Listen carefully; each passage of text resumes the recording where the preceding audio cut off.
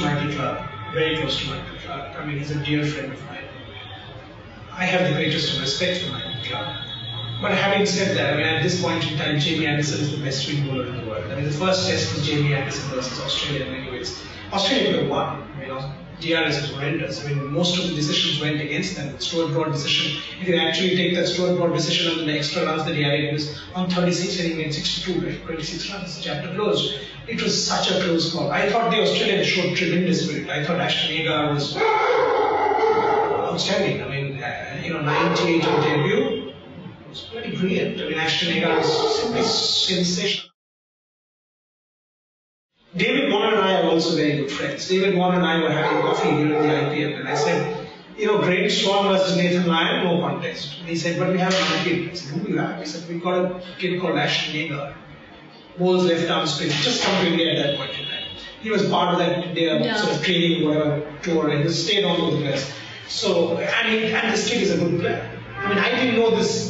Nor did David Warner, that it would be such a strange statement for Twitter statement which would come true. But that innings of 98 was incredible. And that fight, I mean, I thought Australia was in the driver's seat with 280, with the 65 run lead that they got, 64 run lead that they got. Second innings, that last partnership between Haddon and Pattinson, fabulous. But Jamie Anderson was too good. But the first test match told you what can be the best advert for test match cricket. It was a perfect advert, despite all the nonsense surrounding DRS. It was the best advert. Second test was a no contest. The first innings finished 128 on a Lord's wicket, which was relatively good for batting, chasing 381. You don't have a chance. But don't try to Australia off. I mean, I was actually having a chat with Michael Clarke, and I said, mate, you have your back against the wall, and he said we can still win the series. And I was like, what? If he's just saying it for the sake of saying it, it's different. But does he believe it? I think he does. If he can sort of transmit that belief in his team, they've done a good match at Sussex already against at home. Yeah.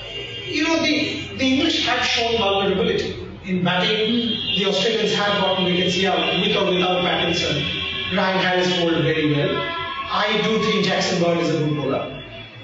James Stockman maybe with his odd action and slow batting low down the order. Don't rule them out just yet. I mean, this 5-0 whitewash kind of nonsense that's going on, I think it's a bit too much.